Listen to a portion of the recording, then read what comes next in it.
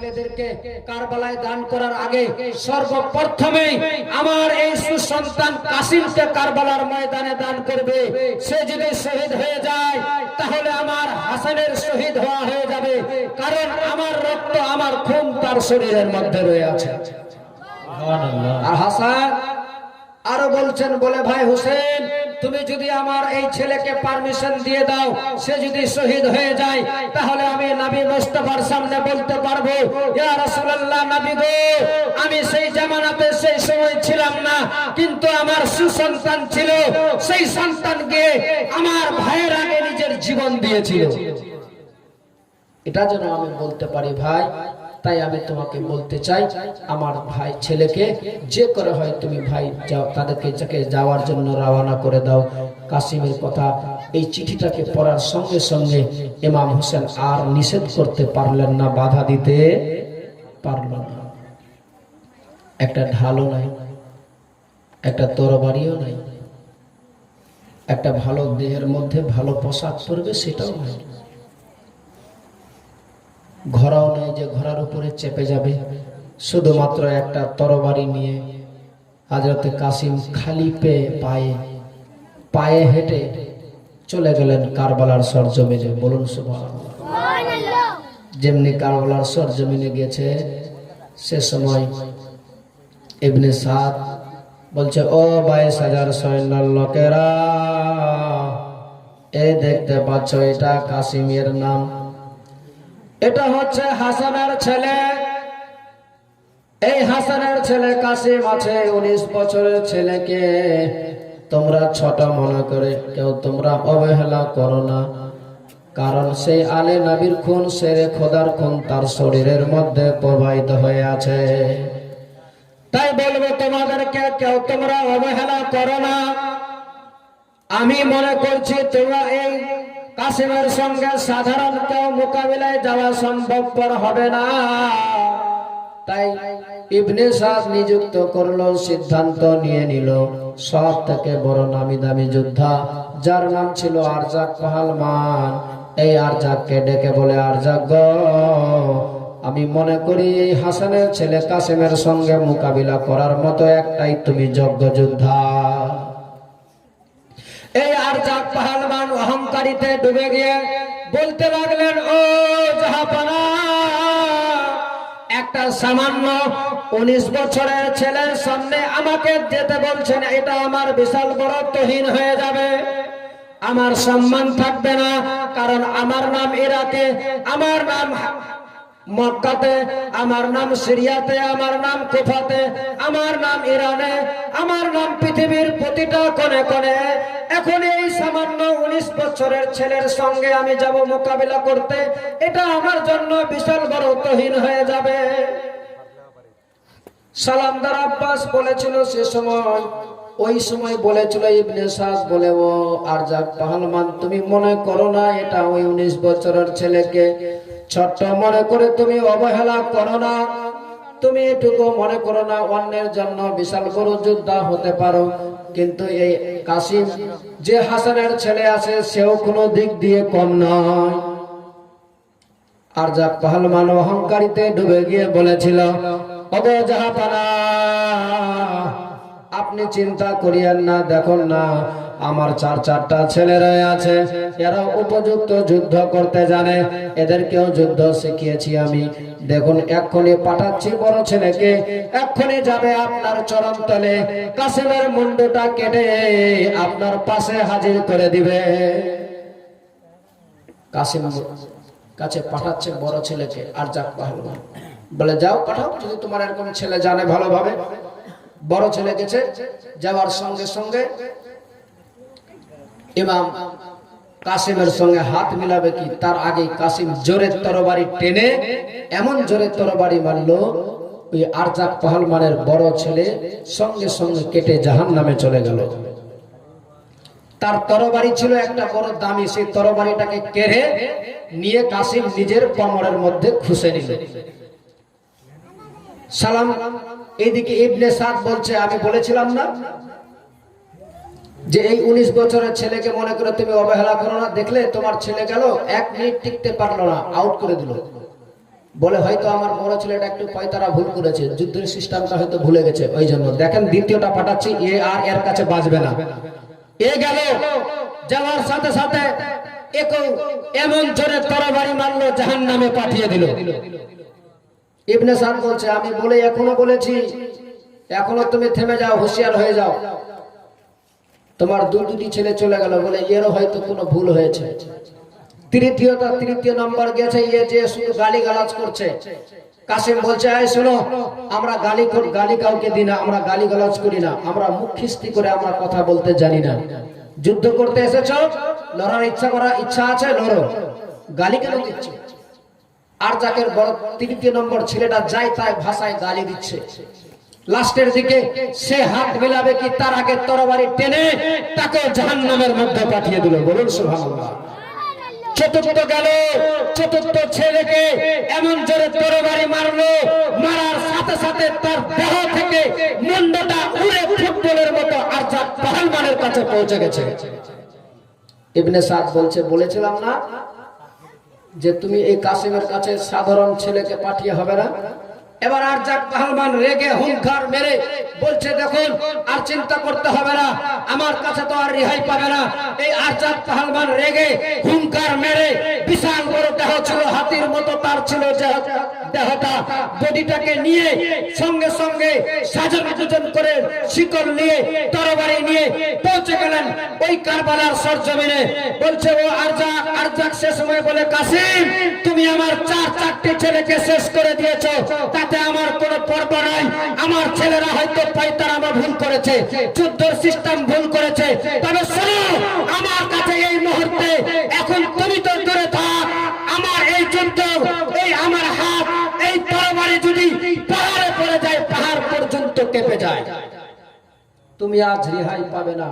সে সময় আরজাককে উত্তর দিয়েছিল, এই আরজাক, তোর নাম ইরানে, তোর নাম সিরিয়াতে, তোর নাম হেজাজে, তোর নাম মিশরে, তোর নাম পৃথিবীর প্রতিটা কোণে হতে পারে, অন্যের জন্য তুমি বিশাল বড় যুদ্ধ হতে পারো, তবে আমার কাছে তোমার জন্য, তো আমার জন্য তোমার কাছে, তুমি যে বিশাল বড় যুদ্ধ রয়ে আছো, তোমার আমার কাছে একটা মাছি চাইতে বেশি দাম নাই। জোরে বলেন। তুমি বিশাল বড় যোদ্ধা হতে পারো, কিন্তু আমার কাছে তোমার এতটাও মূল্য নাই যে একটা মাছির যতটা দাম ততটা তোমার দাম নাই। এই আরজাক পাহলমান শুনে রেগে লাস্টের দিকে আরজাক পাহলমান হযরতে কাসিমের উপরে তরবারি চালালো। কাসিম সঙ্গে সঙ্গে তরবারিটাকে থেমে নিল, কিন্তু থেমে তো নিয়েছে ভাই, যে আরজাক পাহলমান বিশাল বড় যোদ্ধা, একটা বিশাল বড় নামি দামি যোদ্ধা, এই 19 বছরের ছেলে যে কোনোদিন যুদ্ধ করেনি, তার উপরে ঢাল যখন তরবারি পড়েছে, মনে হচ্ছে পাহাড় ভেঙে পড়ে গেল। তবুও থেমে নিয়েছে কাসিম। থামার পরে আবার দ্বিতীয়বার সেও তরবারি আবার টেনে ধরেছে।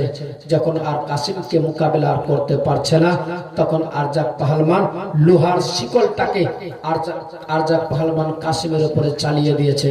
হাত পাগুলো চতুর্দিক দিয়ে টানা মেরে দিল, হাতগুলো বন্ধ হয়ে গেল।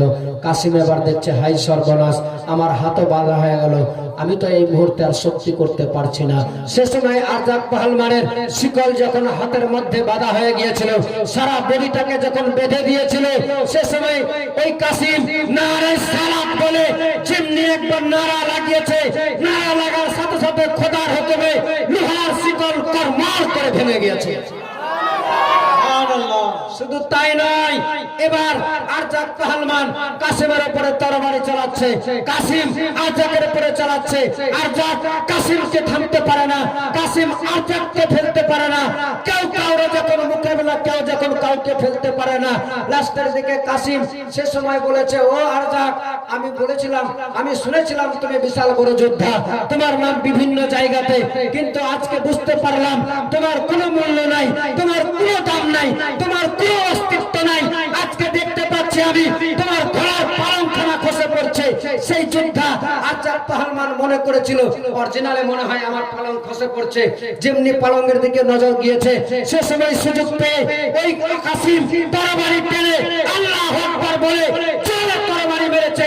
মারার সাথে সাথে আরজাক কেটে আরজাকের ঘোড়া পর্যন্ত জাহান্নামে চলে গেল। জোরে বড় যোদ্ধা আর কথায়, যার নাম ছিল সব জায়গাতে ছড়িয়ে, এই যোদ্ধাকে পর্যন্ত জাহান্নামে পাঠিয়ে দিয়েছে। আর এই জাহান্নামে যাওয়ার সাথে সাথে 22,000 সৈন্যর লোকেরা এবার থরথর করে কাঁপতে লেগেছে। কে আসবে? কারণ যার সঙ্গে মোকাবিলা করা সম্ভবপর নয় তাকে মিনিটের মধ্যে জাহান্নামে পাঠিয়ে দিল। তার উপযুক্ত 4টি ছেলে ছিল, তাদেরকেও জাহান্নামে পৌঁছে দিল, তারাও শেষ হয়ে গেল। এখন এর মোকাবিলায় আর কে যাবে? কেউ আসে না। কাসিম বলছে, কে আসবে? আসো। আর আমি সময়টুকু বরবাদ করতে চাই না, কে তোমরা আমার মোকাবিলায় আসবে? সে সময় কেউ আর যখন আসে না, তখন লাস্টের দিকে ওই কাসিম বলেছিল, তোমরা কে আসবে আমার সঙ্গে, কে লড়বে, তোমরা করো সিদ্ধান্ত। ততক্ষণে আমার মামা, আমার চাচা ইমাম হোসেনের সঙ্গে, আমার ফুফুজানের সঙ্গে লাস্ট জীবনের শেষ সাক্ষাৎটুকু একবার করে চলে আসি। এসে বলছেন, চাচা যান, আল আতাস, আল আতাস, চাচা গো একটু পানি দিবে চাচা, চাচা একটু যদি আমার মুখে এক বুঁদ যদি আজকে আমার মুখের মধ্যে পানি পড়ে যায় চাচা, আল্লাহর কসম করে বলি চাচা, আমার জন্যই কারবালা যথেষ্ট, কাউরে যাওয়ার দরকার পড়বে না, আমি একাই কাসিম যুদ্ধের ফিনিশিং টেনে দিব। জোরে বলেন। বলে, চাচা একটু পানি দিবে চাচা, পিপাসার জ্বালায় আর কলেজা সহ্য হচ্ছে না চাচা, কলেজা জ্বলে যাচ্ছে চাচা গো, একটু পানি দিবে চাচা। যেমনি এই কথাটা ইমাম হোসেনের সামনে বলেছিল, ইমাম হোসেনের চোখ দিয়ে টস টস করে শুধু পানি বয়ে যাচ্ছে। কারণ এই জন্যই যে আজ আমার কাছে আমার ভাতুষপুত্র, আমার ভাতিজা, আমার ভাইয়ের ছেলে সওয়াল করেছে, এক ফোঁটা পানি চেয়েছে, আজকে আমি পানি দিতে পারছি না। যে নবীর দরবার থেকে, আলে নবীর ঘর থেকে, বাড়ি থেকে কোনোদিন কেউ খালি হাতে যায়নি, যে সওয়ালি করেছে সে খাবার পেয়েছে, নিজে না খেয়েছি অন্যের খাবার দিয়েছি। আজকে আমার কলেজার টুকরা কাসিম এসে খাবার চাচ্ছে, তাকে আমি একটা ফোঁটা পানি দিতে পারছি না। তবুও সে সময় বলেছিল, কাসিম তুমি চিন্তা করো না বেটা, আমার দরবারে যারাই এসেছে যে কোনো মুহূর্তে যখন যা চেয়েছে তাদেরকে তাই দিয়েছি আমরা, নিজে না খেয়ে। আমার মা শিক্ষা দিয়েছে পৃথিবীর নারীদেরকে, নিজে 3 দিন ধরে রোজা করে থেকেছে, সওয়ালি এসে পৌঁছেছে রোজা খুলবে, সে সময় সওয়ালিকে দিয়েছে, নিজে রোজা পানি দিয়ে খুলে দিয়েছে। ওই মায়ের সন্তান আমি আছি ভাতিজা কাসিম, ওরই সন্তান আমি হোসেন আছি। আজ তুমি আমার কাছে পানি চেয়েছো, আজকে তুমি আমার কাছে সওয়াল করেছো।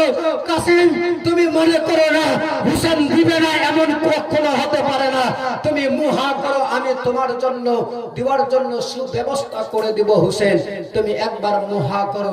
কাসিম বড় মনের আশা নিয়ে, মনের বাসনা নিয়ে মুহা করেছিল। সে ভেবেছিল হয়তো আমার মুখের মধ্যে খাবার দিবে, কিন্তু বেরাদার দেওয়ার মতো যে কিছু ছিল না, শুধুমাত্র দিয়েছিলেন ইমাম হোসেন সান্ত্বনা।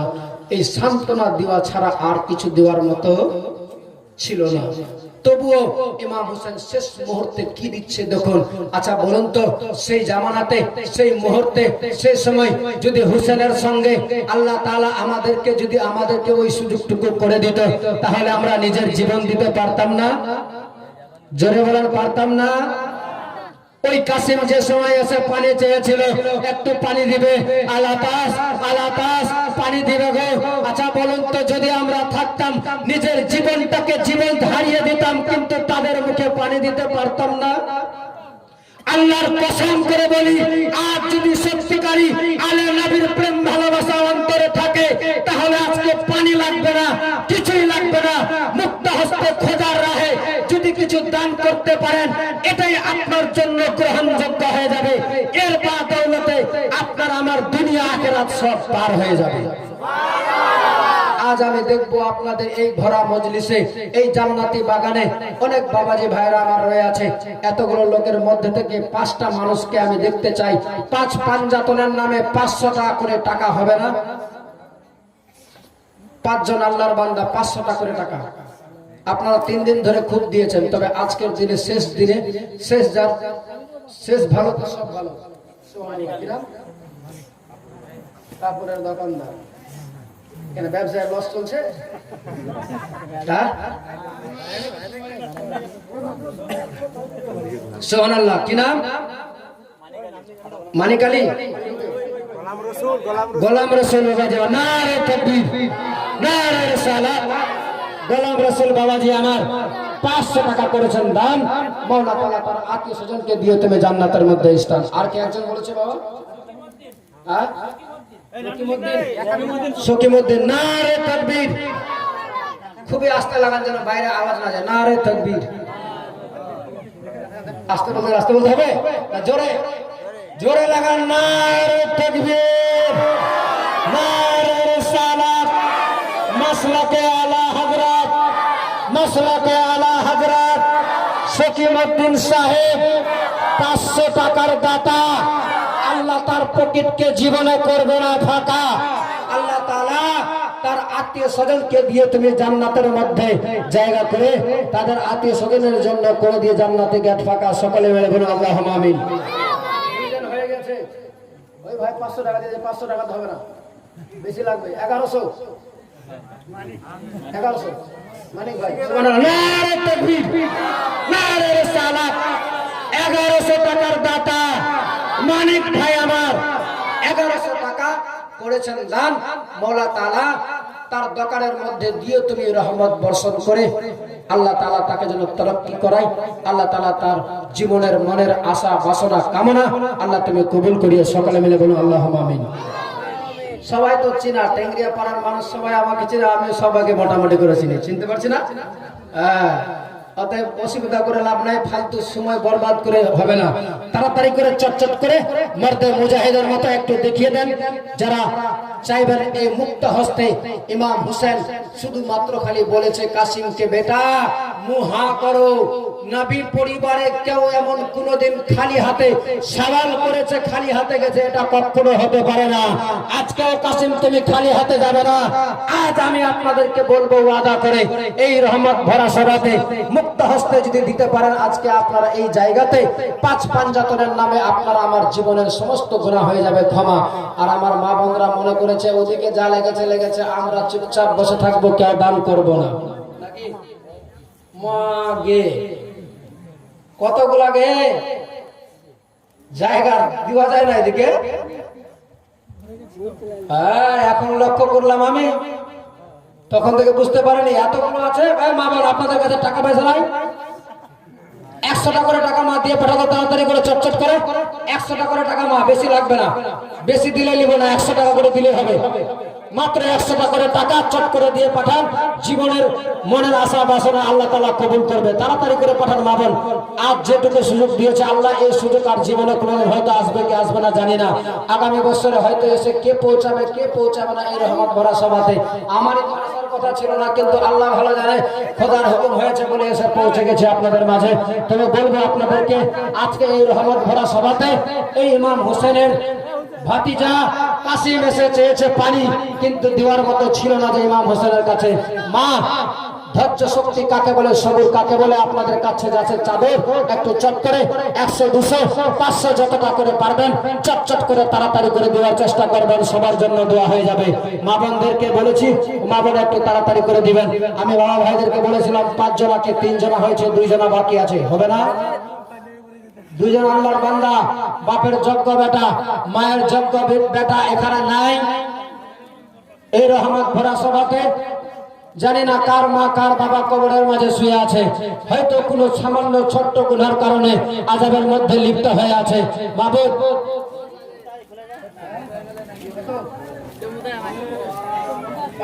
বন্ধ হয়ে গেছে। মোদি বন্ধ করেছে 500 টাকা, আমরা বন্ধ করতে পারবো না মায়ের নামে। সুবহানাল্লাহ। এক ভাই আমার নিজের মায়ের নামে 50 টাকা করেছে দান। মাওলানা তাআলা পুরা করে তার মনের আরমান। আমিন জাযাকাল্লাহ ফিদ্দারাইন। ভাই 1100 সুবহানাল্লাহ। কি নাম? নূর আলম। নারে তাকবীর, নারে রিসালাত। নূর আলম ভাই আমার 1100 টাকার দাতা। আল্লাহ তার পকেটকে করোনা কোনদিন জীবনে ফাঁকা। মাওলানা তাআলা তার আত্মীয় স্বজনদের নামে জান্নাতে গেট করে দিয়ে ফাঁকা। বলুন আমিন, জোরে বলুন আমিন। 2 জন হয়েছে, 3 জন হয়েছে কিন্তু 500 টাকার পালা। 250 টাকা আর 250 বাকি তাহলে দিতে হবে। আজকে 500 নোট এদিকে বন্ধ আছে, ওইদিকে খোলা রেখেছি। পেঁয়াজের ব্যবসা তো, আবার পেঁয়াজের দাম বেড়ে যাবে, অসুবিধা নেই। 250 টাকা কখনো দিয়ে দিবেন, কোনোদিন 2 মাস পরে হয়, 1 মাস পরে হয়, মরার আগে দিয়ে দিবেন, অসুবিধা নেই। হবে কি না? হানিফ মোহাম্মদ হানিফ মোহাম্মদ, সুবহানাল্লাহ, নারে তাকবীর, নারে রিসালাত। মোহাম্মদ হানিফ সাহেব 500 টাকার দাতা, 250 টাকা নগদ, 250 টাকা বাকি, হবে না ফাঁকি, ইনশাআল্লাহ দিয়ে দিবে। মনের আশা বাসনা আল্লাহ তাআলা কবুল করিও, আমিন। জাযাকাল্লাহু ফিদ দারাইন। একবার দরুদ শরীফ পাঠ করুন। আল্লাহুম্মা সাল্লি আলা সাইয়্যিদিনা মাওলানা মুহাম্মদ সাইয়্যিদিনা মাওলানা মুহাম্মদ সাইয়্যিদিনা সাফিয়ানা নবিয়ানা মাওলানা জাহিরি শামসুদ্দোহা বদর দোজা ওয়াল নবিয়া আখির আরবেতে নাই নাই মিসরে, ইরাক ইরান নাই নাই ভারতে,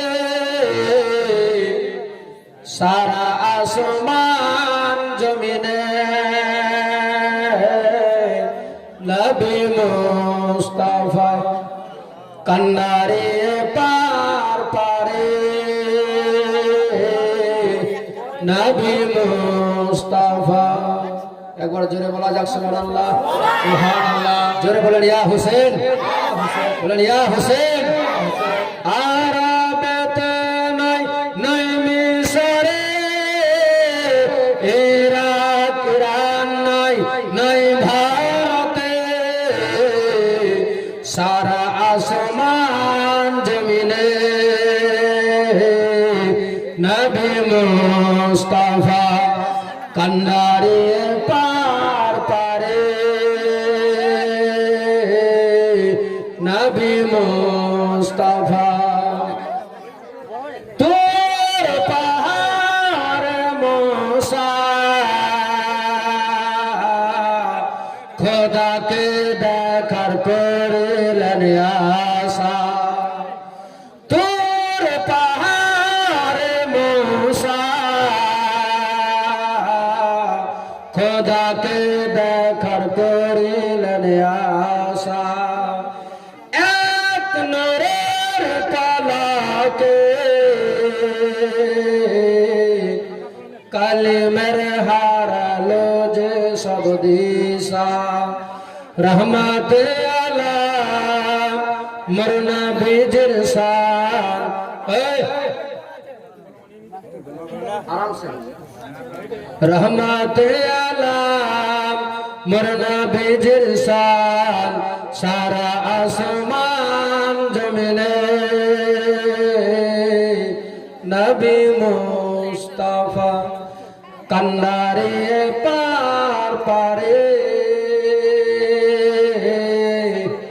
নবী মুস্তাফা। আরবেতে নাই নাই মিসরে, ইরাক ইরান নাই নাই ভারতে, সারা আসমান জমিনে নবী মুস্তাফা কন্নারে পার পারে, নবী মুস্তাফা। ভাই তোরা কথা বললে আমার বলা হবে না। 500 টাকা। সুবহানাল্লাহ, নারে তাকবীর, নারে রিসালাত। শরীফুল ভাই আমার 500 টাকা।